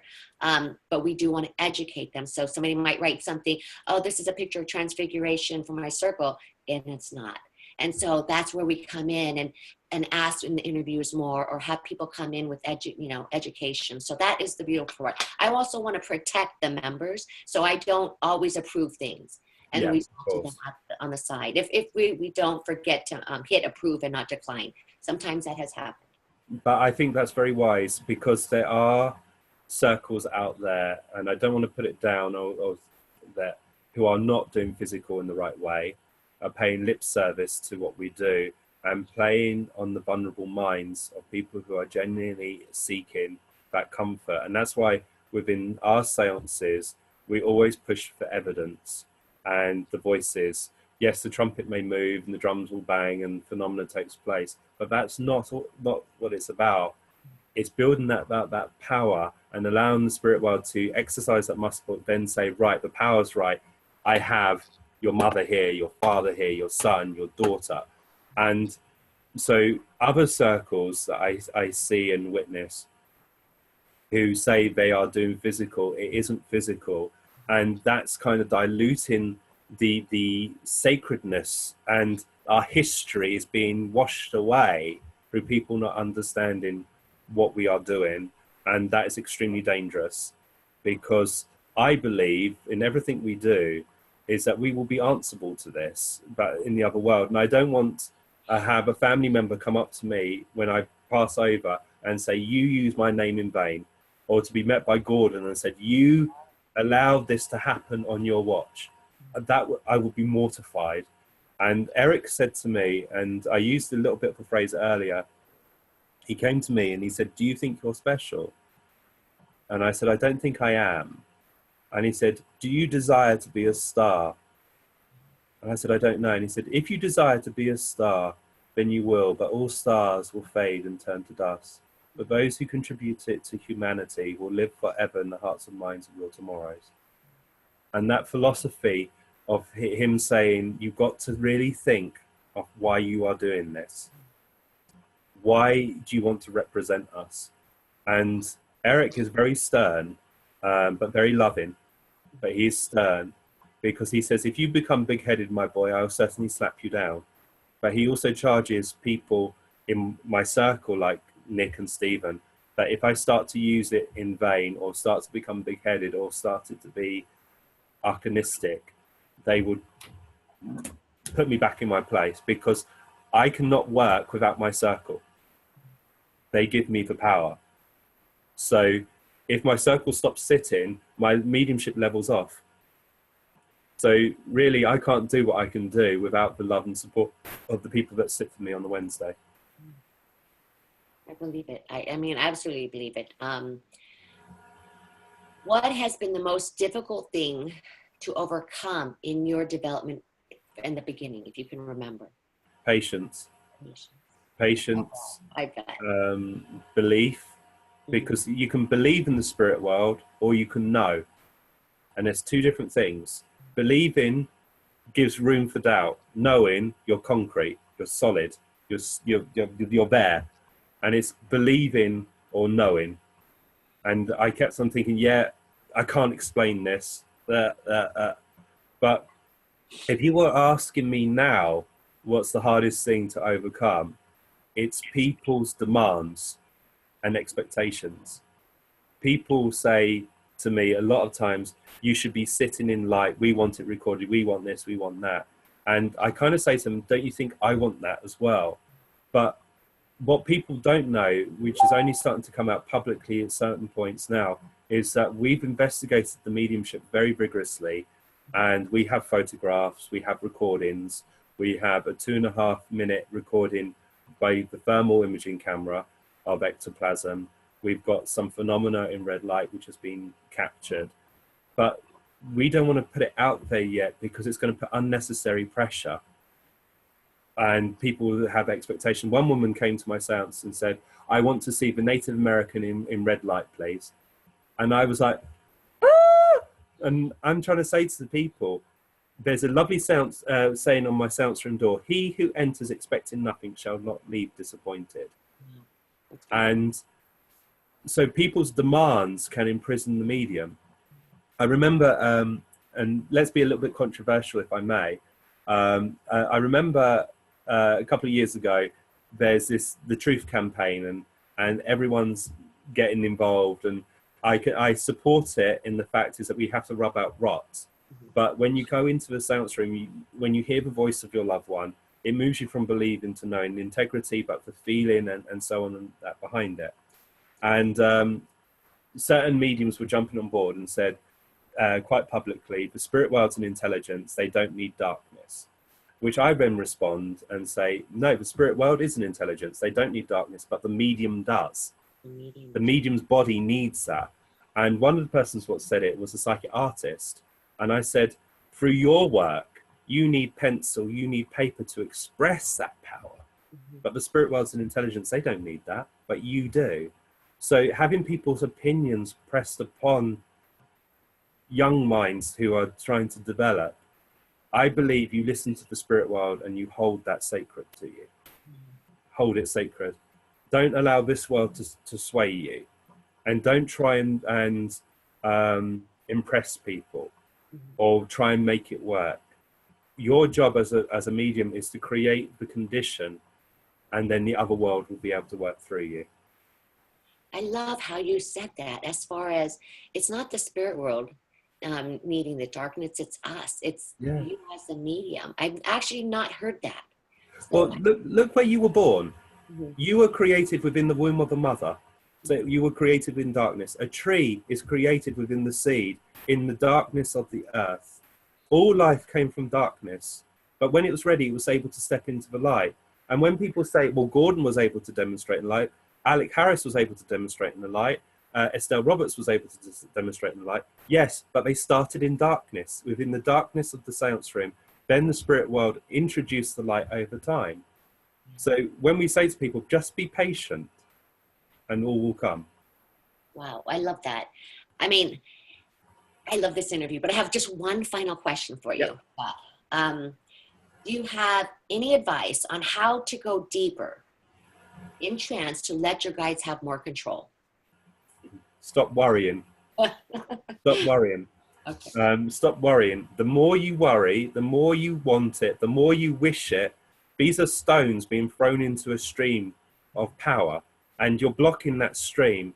My advice to you is to realize that your gift is endless. And therefore, if you don't achieve it today, you can achieve it tomorrow. If you don't achieve it tomorrow, you can achieve it next year. Or if you die, you can carry it on in the spirit world.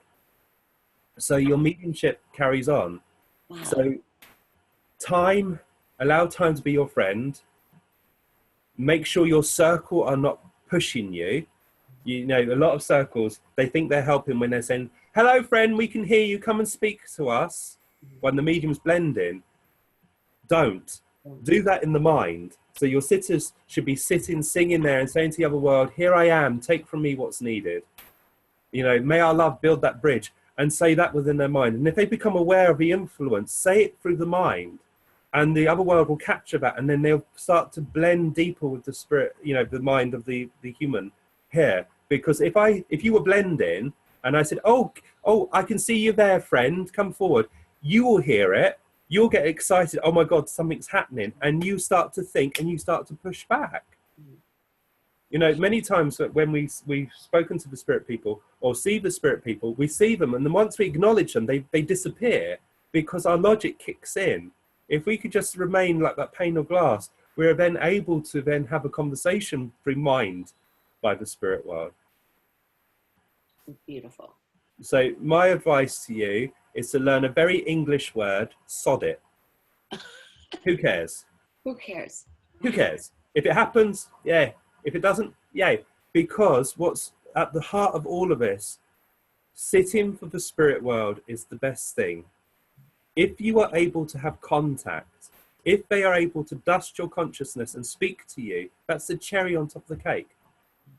Sit for the power, sit for the other world, and if you're lucky, if you're patient, if you have the capability, the other world will let themselves know. Wow. Thank you. Thank you so much, Scott, for sharing with us today. I am going to have to actually listen to this entire interview later again, because I'm like, oh my God, you know, I'm just like that right now. Okay, so for one, you guys can connect with Scott Milligan at scottmilligan.net, banyanretreat.com. His event that's coming up, Exploring Physical Mediumship with Scott Milligan. You can see that at spiritcommunications.com. He does have a free event coming up on the 20th. Is it the 20th? Okay, check the website, but that is coming up. The first one is a free event. There is it's a six-week course, I believe. So I will have all of that in there.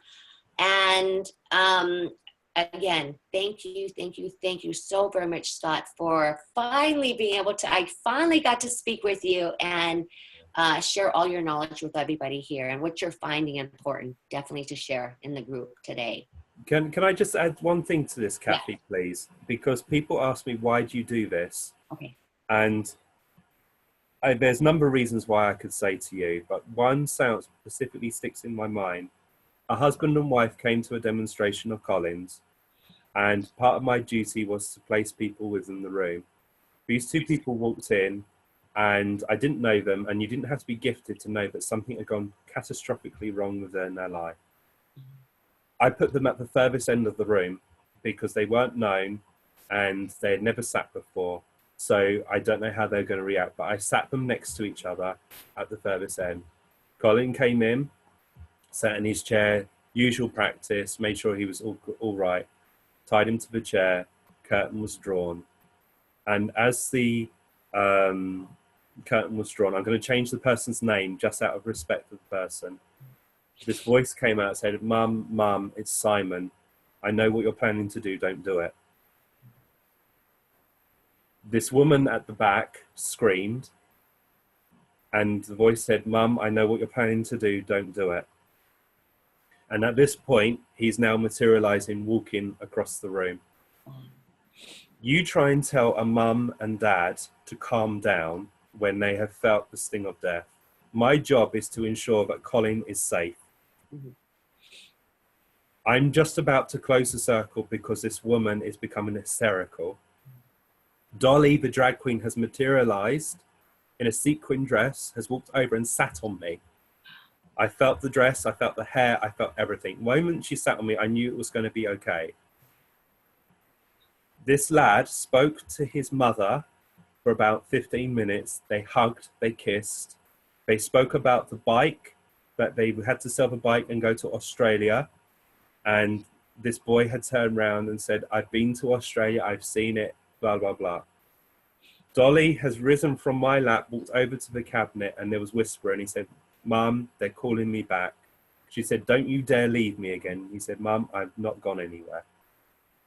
As he's going back, his legs are now dissolving, so we've only got his torso left. We've joined hands to give him more power. The torso is now going across us, so it's gone across my lap. He said, Mum, I know what you're planning to do. Don't do it. I'm all right. I love you forever. I've not gone anywhere. Goodbye, Mum. And off he went. Obviously, the power has dropped. Dolly has then come out with a martini in her hand, gone, oh, the emotion, to make us laugh, build us back up again. The sounds ended. Sounds continued and then ended. I spoke to the mum and dad, and I said, did you recognise that to be your son? Because if you didn't, I'm going to have to stop Colin doing his public work and sit and develop him.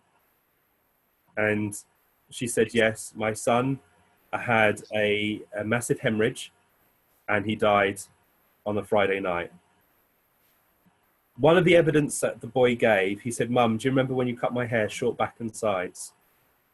On the morning of his death, his mum cut his hair, and he said, Mum, cut my hair but short back and sides. He spoke about other things, which was evidence, but they did say, if my son didn't come through tonight, we were going to continue their journey from Hayward Heath to Brighton, which is 20 minutes south, and they were going to walk into the sea hand in hand and kill themselves. Oh, and the boy's first message was, Mum, I know what you're planning to do, don't do it. Wow. That should be the reason why you sit, because on that night, Colin's mediumship saved the husband and wife. They moved them from believing to knowing. The husband now sits as a trance medium, and his son works through him, and he works with children that have come over for parents. So wow. Colin's work gave birth to a new medium that's bringing life to this world. Wow. Oh, that's the reason why we should sit. Not trumpets lifting, not drums banging. Do that. Yeah. And that is doing service to the spirit. You know, oh my God, I can't believe that story. But it should be about the healing that comes through that, I could have went to, 5 different mediums, and they brought through things and whatnot, but it was that message, that touching of the soul, that healing that would come through. That's why you do it, really. And how you describe it, oh my God. I mean, this has been the first interview in quite some time where I've got nothing but goosebumps going on the entire time. But we used to have spirit people walk out. Dolly used to come walking out with babies, holding babies and saying, I believe this one belongs to you.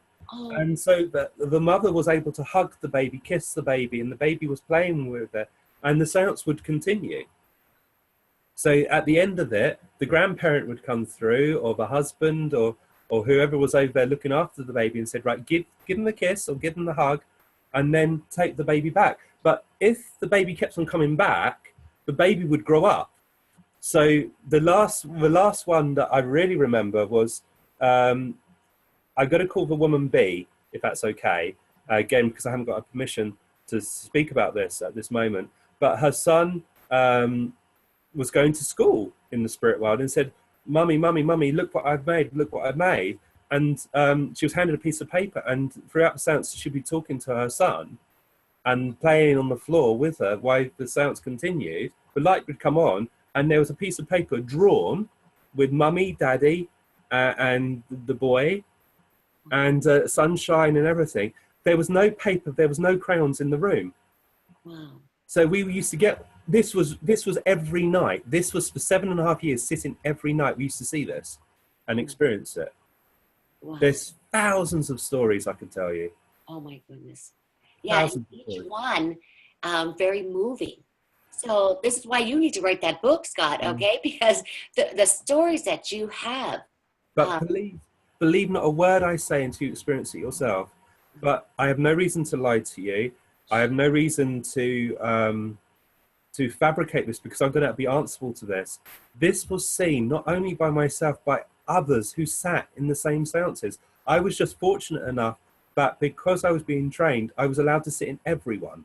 So every night I sat for 7.5 years, besides Christmas, or if I was ill, we sat with different mediums who lived in the local area, and we saw trumpets lift, hands materializing, faces materializing, mediums disappearing, objects falling from the air, dogs, elephants materializing, horse materializing, parrots flying around the room, cats materializing, loved ones coming back talking, the many voices of singers coming through, singing in the air, and you would listen to all the loveliness for up to 2.5 hours.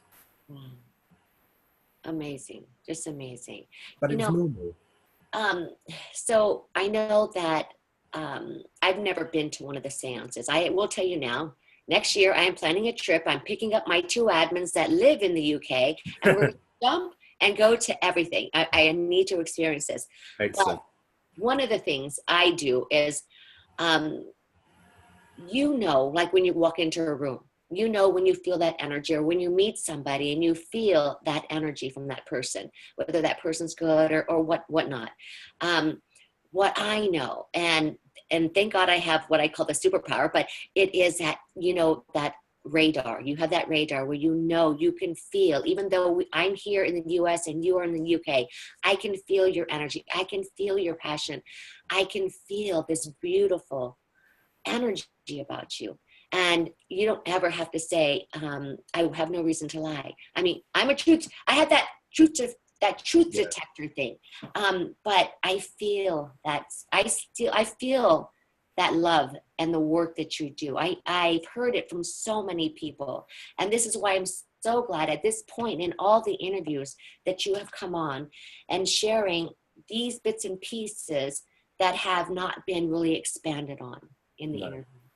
Yeah, thank you so much. And the thing is that it's about serving, and the purpose of our work is to ensure that the next generation has the foundations to grow upon. We are links in an ever-growing chain, and we must keep forging those links for other people. I was blessed enough to sit with Colin. I was blessed enough to sit with David, Stuart, Joan, John, and others. But Colin's gone. So it's a testimony to his work to continue it going. It's like the hand molds we've achieved with the plaster Paris, where the spirit people put their hands in, we have perfect hands that form. We've got writings, voice recordings of all the different voices, and it's about honouring all those times we sat in the dark and we expected nothing to happen. Mm-hmm. And Silver Birch describes the seance room, and I would like to share this word with you, because a lot of people just see the development room as just a room. Silver Birch says, "To you this is a little room, to us it is a grand temple. These little walls have vanished, a radiance dazzling of brilliance. Hundreds upon hundreds assemble here, each with a mission to perform, each to serve and some to be served." And I think that's very powerful, but you set a circle, and you may only have 2 or 5 people there. And it may be a room, but it's a grand temple where the spirit world will meet. So keep it sacred and keep it special. Yes. Oh my God, that's a beautiful saying. And if you guys, okay, one other thing really quick. God sometimes goes live. You go live on your personal page, right? And you start sharing information. You start talking about trance or physical mediumship. So if you're lucky enough to be his friend and see this, I would definitely, he just shares so much information. And if you just were to go on YouTube, there's so much information. There's so many interviews. If you watch them all, because he shares a little bit different things in each of the interviews. So in the stories, my God, I could listen to the stories that you do forever. I mean, I love them. I love them. Thank you, Scott. Thank you. You're Thank you. most welcome, and thank you so much for all you do. You know, because from tiny seeds, mighty trees grow, and how you are bringing people together of like minds. Same with you and Sandra, bringing people together on like minds and showing an interest in all the diversity of work.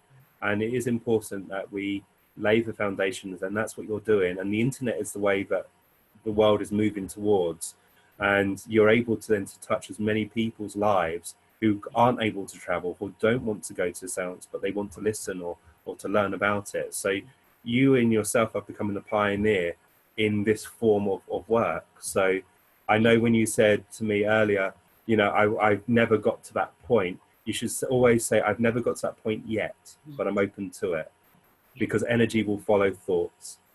So, you know, in your own way, you're shining a light. So keep it going. Thank you. Thank you so much. You're Oh my God. So everybody, so remember, scottmilligan.net, he has that one event coming up here online. So if you are interested in joining his course, again, Exploring Physical Mediumship with Scott Milligan, check out spiritcommunication.com/Scott Milligan. You'll get right there to that information. He is going to be attending the Afterlife Symposium in the United States here towards, I believe, September. I believe I saw that. He has a Whispers from the Soul .co.uk coming up. I believe that's in April. Is it March? It's Easter. It's April. Yes. So all the links will be underneath. So if you're wondering how to get to them, I will have them posted. Just scroll down further under the interview. Again, Scott, thank you so much for gracing us with your beautiful wisdom. Oh my goodness. And I'm, again, so grateful to you. And I wish you the best rest of your day, since it's kind of early there for you still.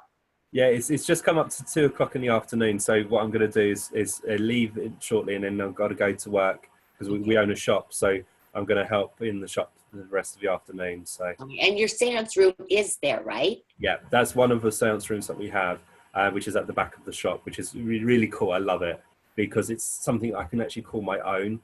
And again, all my life I've never been able to own something, but this little seance room is mine, and I love it. It's beautiful. I've seen the pictures and how you know, the process of getting there, what soundproofing. Oh God. Oh my God. Yes. Yeah. So it looks amazing. And I love that you put that, was it a quote? Which quote was it that you put out? Was that the one you shared? That's what you've just heard. I've got another quote going on the wall, which says, Silver Birch says, "The activity of your world becomes the silence of ours. The silence of your world becomes the activity of ours." Which means that if we are loud, we cannot hear. So it's only when we're quiet, then we're able to hear. Wow. Okay. I love it. I love it. I love that we ended it with that. So thank you again, Scott. You have a great rest of your day. Enjoy your day. And everybody, thank you very much. Thank you kindly. Thank you.